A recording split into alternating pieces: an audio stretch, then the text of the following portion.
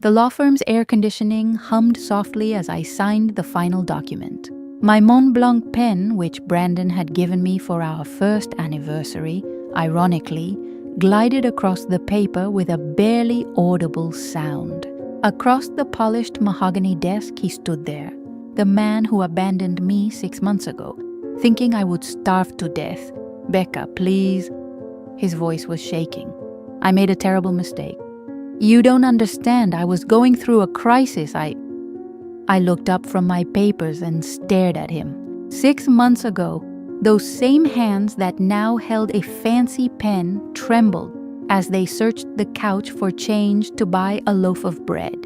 6 months ago, I cried on the kitchen floor, reading the cruel note he left in the empty refrigerator. "Brandon," my voice came out calm, almost a whisper. "Do you remember what you wrote in that note?" He lowered his head. The shoulders that had once seemed so broad and confident were now hunched like those of a regretful boy. "You said I could never support myself, that I was too weak, too dependent." I signed my name for the last time and closed the folder. "You said I would learn what real life was when the food ran out." The lawyer cleared his throat discreetly, organizing the papers. "The divorce settlement was finalized. How did you manage all this?" Brandon asked, his voice barely audible. "In 6 months, how?" I smiled for the first time in a long time. A genuine smile, not of victory, but of deep gratitude for a journey that had completely transformed me. "It's a long story, Brandon," I replied, "and you will hear every word of this story. 'Cause if you're watching this video right now, maybe you're at rock bottom too. Maybe someone has humiliated you and doubted your ability to manifest wealth. Or maybe you believe it yourself. I'm going to tell you exactly how I went from complete poverty to total abundance in less than 6 months. Not with luck, not with inheritance, but with something far more powerful that was inside me all along, and that's inside you too. Stay with me until the end, because the twist in this story will show you that the universe has much bigger plans for us than we can imagine. And if you identify with any part of this journey, leave a like and subscribe to the channel, because together we'll discover what you're truly capable of. To understand how I ended up at that law firm, I need to take you back to the beginning. 8 months earlier, I was 32-year-old Rebecca Johnson, living what I thought was a happy marriage in Virginia Highland. Atlanta.Brandon worked as a real estate agent and made a good living when he wanted to work. I was a part-time librarian at the Atlanta Central Library, earning just enough to help with the smaller bills. He always made a point of reminding me that the real money came from him. "Becca, you're pretending to work in that library," he would say, checking his phone during dinner. "You sit there talking about books with old ladies. That's not a career, it's a hobby." I swallowed my irritation and smiled. After all, he paid the mortgage on our 2-bedroom house and the main bills. I was content to contribute to the groceries and a few minor expenses. I thought it was a balanced relationship. Our routine was predictable. I'd wake up at 7 a.m., make us both coffee, he'd grumble about the patrons, and leave. I'd go to the library at 9 a.m., work until 2 p.m., organizing collections, helping visitors, cataloging donations. Brandon would come home around 6 a.m. When he came home at all, always complaining about something. "You don't understand the pressure I'm under," he said, sinking into the couch. "I need to close these sales to keep this house. You have no idea what it's like to carry that responsibility alone." I accepted. I cooked, cleaned, and took care of the house as if it were my fair share.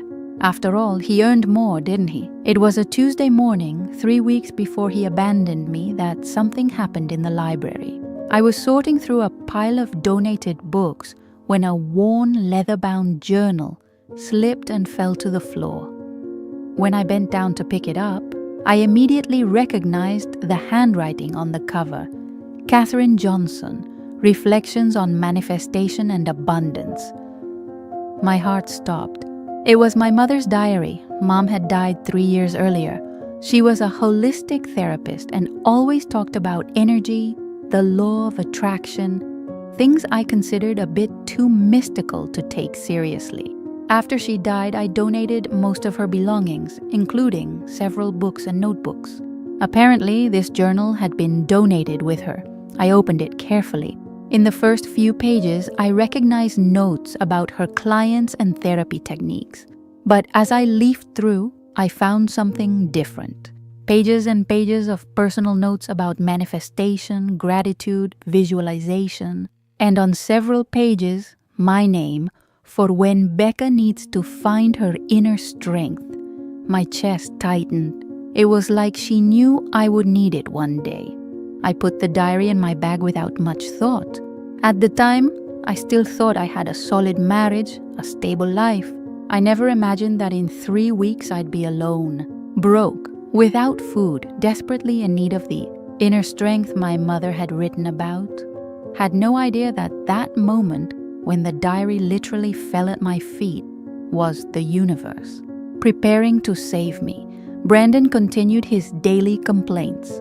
He continued to belittle me, making me feel small, and I continued to accept it, not realizing I was being prepared for something much greater than the limited life I thought was all I deserved. It was a Thursday morning when my life completely fell apart. I woke up and Brandon was no longer in bed. I thought he'd left early for work, as he sometimes did. I went to the kitchen to make coffee and saw a white envelope leaning against the refrigerator. My name was written on the front in his hurried handwriting. I opened it with trembling hands, not knowing why. Inside was a folded sheet of paper and the house keys. "Rebecca, I can't pretend this works anymore. You're a burden I don't want to carry anymore. You've always been too dependent, never had any real ambition. You stay in your little world of books thinking this is life. I'm leaving with someone who understands what it means to be a real, independent, and successful woman. Someone who adds value to my life instead of just draining it. The house is in my name, so you have until the end of the month to move out. I took what was mine from the joint account. After all, it was my money that paid for this house for 8 years. Good luck learning what real life is like when the food runs out." Brandon, my legs gave out. I held on to the kitchen counter, but the world was spinning. I read it again and again. I ran to his room and opened his closet. Empty. I ran to the bathroom. His things weren't there. I grabbed my phone, my hands shaking, and called the bank. "Miss Johnson, your joint account was closed yesterday at 2:47 p.m. The primary account holder withdrew all available funds, $4,300. Our emergency fund, everything we had. He took it all." I opened the refrigerator, searching for some relief, something normal, something to bring me back to reality. But I found only 3 items: an expired yogurt, a half-gallon of sour milk, and a wilted carrot. The freezer had only a few ice cubes. I collapsed on the cold kitchen floor and cried like I'd never cried before in my life. A cry that came from the depths of my chest, desperate, as if my soul were being ripped out. The phone rang. It was my mother-in-law, Mrs. Mitchell. "Rebecca, honey, Brandon told me you guys broke up." "Mrs. Mitchell, I don't understand what happened. He just..." "Honey," she interrupted me, her voice losing all its false sweetness. "I always knew you weren't good enough for my son. A librarian with no ambition, no money of her own, nothing to offer but, well, nothing at all." My tears increased. "He's found a real woman now, a successful real estate agent who can be his equal partner. You've always been more of a burden than a wife. Please, I need help." "I have nowhere to go," I replied. "I don't have money to..." She interrupted me immediately. "That's not my problem, honey. You should have thought of that before you settled down for 8 years. Good luck," and hung up. I sat on that cold floor for hours, holding the note, smelling the musty smell coming from the basement, listening to the annoying ticking of the kitchen clock. With each passing second, the reality became more concrete. I was completely alone, without money, without food, without a plan. 2 weeks later, I had already lost weight. I had to cut back on my grocery shopping as my library income was too little and I needed to make ends meet. I sold some of my books at the secondhand bookstore to buy bread and milk. I slept with 3 blankets because the heat had been cut off because Brandon hadn't paid the last bill. Every morning I woke up in that empty house, hungry and humiliation growing in my chest. I heard his voice echoing. Good luck learning what real life is like when the food runs out. He really thought I'd starve to death, that I'd beg him to come back, that I'd crawl back, proving him right about me. But deep within my pain, my humiliation, something was being born, a different kind of anger, a determination I hadn't known. And that's when I remembered my mother's diary kept in the nightstand drawer. It was Sunday morning, 3 weeks after the abandonment. I was lying in bed, staring at the cracked ceiling, when my stomach made a loud, painful rumble. I hadn't eaten anything decent in 2 days. The last dollar I had had been used to buy a loaf of bread the day before. I turned to the side and my eye fell on the half-open nightstand drawer. Inside was my mother's diary, forgotten since the day I brought it from the library. I was feeling weak, but I went to the drawer and took out the worn leather-bound journal. My hands were shaking. I couldn't tell if it was from hunger or excitement. I opened it to the first page where she had written about me. For when Becca needs to find her inner strength, Mommy will always be guiding you, my daughter. You are so much more powerful than you know. Tears began to stream down my face. There was my mother's voice 3 years after her death, exactly when I needed to hear it most. I kept reading, page after page of notes on manifestation, abundance, the law of attraction. Things I'd always thought were too mystical, but now seemed like my only hope. One page caught my attention. Abundance does not come to those who ask out of desperation, but to those who ask with gratitude and certainty. The universe responds to our vibration, not our tears. First, we give thanks for what we have. Then, we visualize in detail what we want. And then, most importantly, we act as if we already have it. I had nothing. How could I be grateful? But I kept reading. I found a technique she called Pact with the Universe. So, write down in detail the life you want to live. 2. Write down 3 things you are genuinely grateful for today. 3. Make a specific request to the universe and set a deadline. 4. End with, I accept this abundance or something even better. 5. Sign it like a contract. 6. Every day, act as if you already have what you asked for. My rational mind told me it was nonsense, that I was too desperate, grasping at straws. But another part of me, a part that recognized my mother's wisdom, whispered, "What do you have to lose?" I got out of bed, went to the kitchen, and grabbed a piece of paper and a pen. I sat down at the table, the same one where I'd read Brandon's cruel note 3 weeks earlier. I started writing, Pact with the Universe, Rebecca Johnson, the life I want to live. I have a thriving business that allows me to help people and earn a lot of money. I have my own home, beautiful and welcoming. I have complete financial independence. I have health, self-esteem, and genuine people around me. I am respected and valued for my work. 3 things I'm grateful for today. For finding my mother's diary at the right time. For having a roof over my head for another week. For being alive and having the opportunity to start over. My specific request. I ask the universe to show me the path to financial abundance. I want to earn at least $100,000 in the next 6 months through work that fulfills me and utilizes my natural talents. I accept this abundance or something even. better.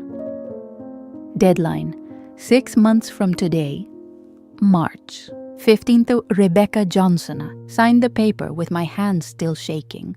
I didn't know if I was being brave or completely crazy. Probably both. I folded the paper carefully and tucked it into my mother's diary. Then I did something I hadn't done in years. I closed my eyes, took a deep breath, and said out loud, "Mom, if you're listening from wherever you are, I need your help. I trust that you left this journal to guide me. I trust that the universe has a plan for me, and I promise I will do my part." When I opened my eyes, something had changed. It wasn't magic, it wasn't an instant transformation, but it was as if a door had opened inside my chest. A door that had been locked for a long time. For the first time in 3 weeks, I got up from that table not as a victim, but as someone with a purpose. I didn't know what it was yet, but I knew I was ready to find out. The universe had heard me, and now it was time to pay attention to the answers.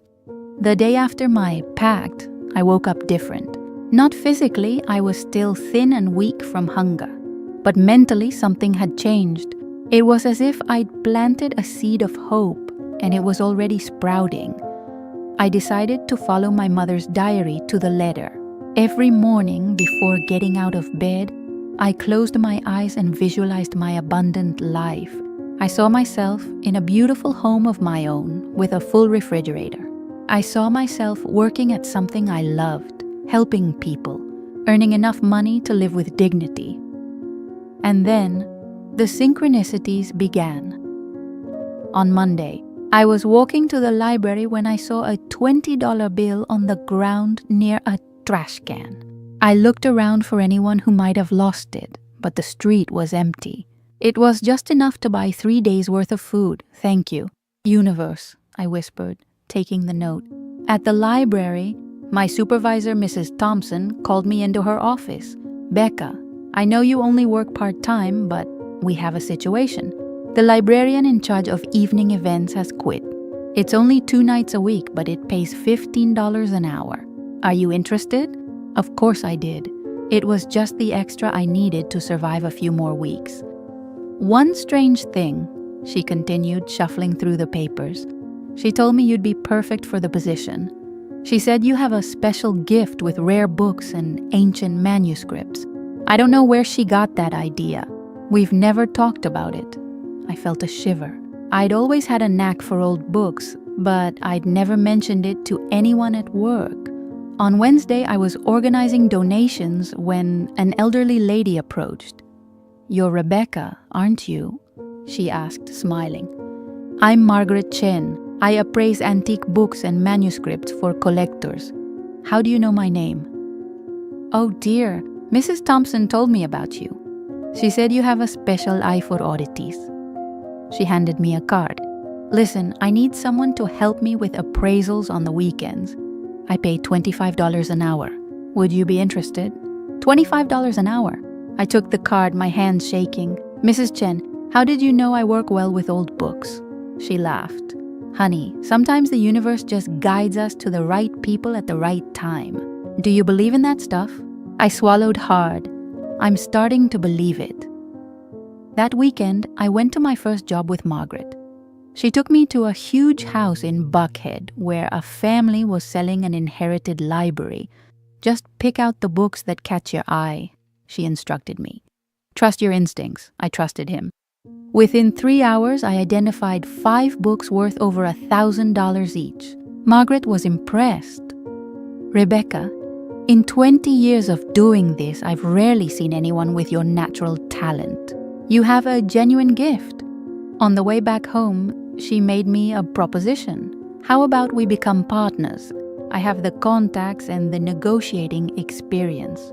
You have the eye for rarities. We'll split the profits 50-50. My heart raced. It was exactly the kind of opportunity I had envisioned in my pact. "Margaret, why are you offering me this? You barely know me." She parked the car in front of my house and turned to look at me. "You know, honey, my therapist always said something interesting. She talked about synchronicities, about how the universe conspires to put us in the path of the right people. She paused. Her name was Katherine Johnson. She died a few years ago, but her words still guide me. My blood froze. Katherine Johnson. Yes, did you know? It was my mother. Margaret's eyes widened. Your mother? Rebecca Johnson, of course. Katherine always spoke of you with such pride. She said you had a special gift, but that you hadn't discovered it yet. Tears began to stream down my face.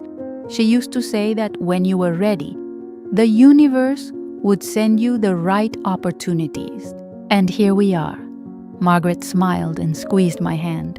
Honey, I think your journey is just beginning. That night, I opened my mother's diary and wrote, Day 12 of the pact. Margaret Chen, Mom's client, appeared out of nowhere offering partnership. Extra work at the library. I found 20. The universe is responding. I feel something much bigger is coming. And I was right, because the greatest synchronicity of my life was yet to happen. 2 months after my pact with the universe, I received news that would change everything forever. It was a May morning when Mrs. Thompson called me into her office with a somber expression. Becca, I have some difficult news. The city has decided to demolish the library at the end of the month to build a parking lot. We're moving the main collection to the new headquarters, but what? We only have 2 weeks to completely empty the building. That includes the storage basement, which hasn't been opened in over 20 years. I need someone to go down there and separate what can be donated from what should be discarded. My heart sank. That library was my second home, and now it was going to be destroyed. I'll do it, I said without hesitation. Are you sure? It's dirty, dusty work, and there's a lot of material accumulated down there. I am sure. The next day I went down to the basement with a flashlight, gloves, and several boxes. The musty smell was strong and the humidity made my skin stick to my clothes. There were stacks and stacks of books, documents, and boxes labeled with dates from the 1980s and 1990s. I started by systematically separating old textbooks for disposal, paperback novels for donation, obsolete encyclopedias for recycling. That's when I reached a section in the darkest corner of the basement. There was a rusty metal shelving unit covered in a dusty cloth. When I removed the cloth, I found several archival boxes with a faded label, Historical Documents, Atlanta Heritage Society, 1987. I carefully opened the first box. Inside were organized folders with documents that looked very old. I picked a folder at random and opened it. My heart almost stopped. They were handwritten letters from the 19th century. The first was signed by Margaret Mitchell, not the author of Gone with the Wind, but a distant relative of the same name, dated 1895. The letters discussed land holdings in Atlanta during the Reconstruction period. I kept leafing through. I found original maps of Atlanta from 1864, railroad documents, and land contracts signed by important historical figures in the city. With shaking hands, I opened the second box. More manuscript, Civil War soldiers' diaries, original legal documents about the founding of several Atlanta neighborhoods. In the third box, I found something that took my breath away. A complete, seemingly unpublished manuscript by writer Joel Chandler Harris, the creator of the Brer Rabbit stories. The yellowed pages contained stories that had never been published. I picked up my cell phone and called Margaret Chen. Margaret, it's me, Becca. Can you come to the library now? It's urgent. What happened, honey? I found something big. An hour later, Margaret was walking down the basement stairs with me. When I showed her the documents, she was speechless for several minutes. Rebecca, she said finally, her voice shaking, do you know what this is? Valuable historical documents? Honey, these aren't just valuable documents. These are a lost historical treasure. These Joel Chandler Harris manuscripts, she picked up a page carefully. If they're authentic, and they appear to be, they're worth at least $500,000. That alone. My vision became blurred, and those letters from Margaret Mitchell, those original maps, those Civil War diaries, she continued leafing through the boxes. Rebecca, we're talking about a collection that could be worth over $2 million. I sat on the dusty basement floor trying to process what she was saying. How did this end up forgotten here? Margaret examined the labels on the boxes. Apparently, the Atlanta Heritage Society donated this to the library in 1987 for temporary secure storage. But they never came to collect it, and with changes in administration over the years, it was simply forgotten. What does this mean for me? Well, legally, after so many years of no contact from the original donor, these documents belong to the library. And since the library is closing, she looked at me with a smile. That means you need to talk to Mrs. Thompson immediately. We rushed upstairs to the main floor. When I explained the situation to Mrs. Thompson, she called the city attorney. After 2 hours of phone calls and legal consultations, the answer came. Rebecca, as the employee responsible for the discovery, and considering that the library will be closed, you have the legal right to acquire this collection for the nominal sum of $1,000, which we don't even have the means to charge, considering the circumstances. Are you saying I can have it all? I'm saying it's yours if you want it. That night, sitting in my empty apartment with my mother's diary in my hands, I wrote, Day 62 of the pact. I found a $2 million treasure in the library basement. The library that is to be demolished. The basement that hasn't been opened in 20 years. On the very day I volunteered to clean it. Mom, I know you guided me there. The universe is fulfilling our bargain. But the biggest surprise was yet to come. Because when Margaret began researching the provenance of the documents, we discovered something that would change everything about how I viewed my own history. 3 weeks after the discovery, my life had completely changed.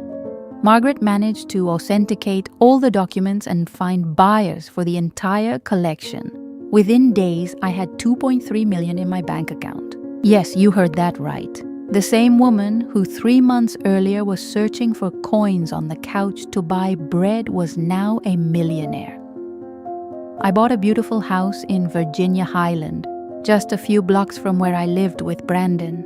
I started my own rare book and historical manuscript consulting firm. Margaret became my official partner, and we already had a waiting list of clients. But the biggest transformation wasn't in the money. It was in who I had become. It was a Friday afternoon when I got the connection I was waiting for, but it still caught me off guard. Becca? It's me, Brandon. His voice was different, smaller, insecure. Hi, Brandon. My voice came out calm, no anger, no hurt, just empty of any feelings for him. I heard about your success. All of Atlanta is talking about the discovery at the library. It's amazing what you've accomplished. Thanks. An uncomfortable silence. Becca, I need to see you. I need to explain some things to you. I need to ask for your forgiveness. You don't have to apologize, Brandon. You did me a favor. Like this? If you hadn't abandoned me, I would never have discovered who I really am. I would never have found my strength. I would never have become the woman I am today. I made the biggest mistake of my life, Becca. The woman I dated, it didn't work out. She was self-serving, shallow. Nothing like you. Nothing like what we had. He laughed softly. Not out of malice, but out of genuine peace. Brandon, we never really had anything. I was your emotional subordinate. You belittled me every day to make yourself feel bigger. It's not true. I loved you. You loved having someone who depended on you. Someone you could control. That's not love, Brandon. Please give me a chance to show you that I've changed. That I can be different. Then something happened that surprised me. I felt nothing. No anger, no satisfaction at his humiliation, no temptation to take him back. Just a deep peace. Brandon, I sincerely hope you find happiness, but not with me. Our story ended the day you wrote that cruel note. Becca, please. Bye, Brandon. I hung up the phone and felt free. Completely free. And that's how I ended up at that law firm where we started this story. Sitting across from Brandon, signing the divorce papers. I was no longer the same woman he'd abandoned with a cruel note 6 months earlier. I was someone who had discovered a fundamental truth about life. The universe truly does conspire in our favor when we have the courage to trust the journey. How did you get all this? Brandon asked one last time, his eyes filled with tears of regret. I looked at him with genuine compassion. Brandon, for 8 years you told me I was too weak, too dependent, too small to achieve anything on my own. And you know what? For a long time I believed that. He lowered his head. But when you abandoned me, thinking I would starve to death, the universe showed me something incredible. I was never alone. My mother, even after her death, had prepared my path to abundance. And most importantly, I paused, choosing my words carefully. I discovered I had a strength within me that I didn't even know I had known. I could have been part of this journey with you. No, Brandon, you couldn't, because your presence in my life kept me from discovering who I really was. Sometimes people need to leave our lives so we can find our true purpose.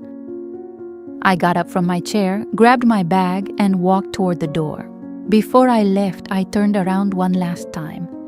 I sincerely hope you find your own journey of growth, Brandon, and that you learn to appreciate the next woman who enters your life. I left that office a completely different woman than the one who had entered.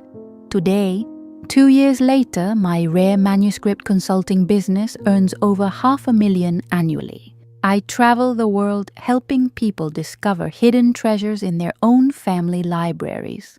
I found true love, someone who values and supports me. And most importantly, I found the peace of knowing exactly who I am. But the greatest wealth I've achieved wasn't the millions in my bank account. It was the discovery that within each of us lies a treasure waiting to be found. If this story touched your heart, I invite you to join this community of people who believe in transformation. Like this video, subscribe to the channel, and turn on notifications because every week I share stories of real people who transform their lives against all odds. And in the comments, tell me, what dream are you ready to manifest? What abundance do you deserve to receive? Because now you know you have much more power than you imagine. See you in the next video.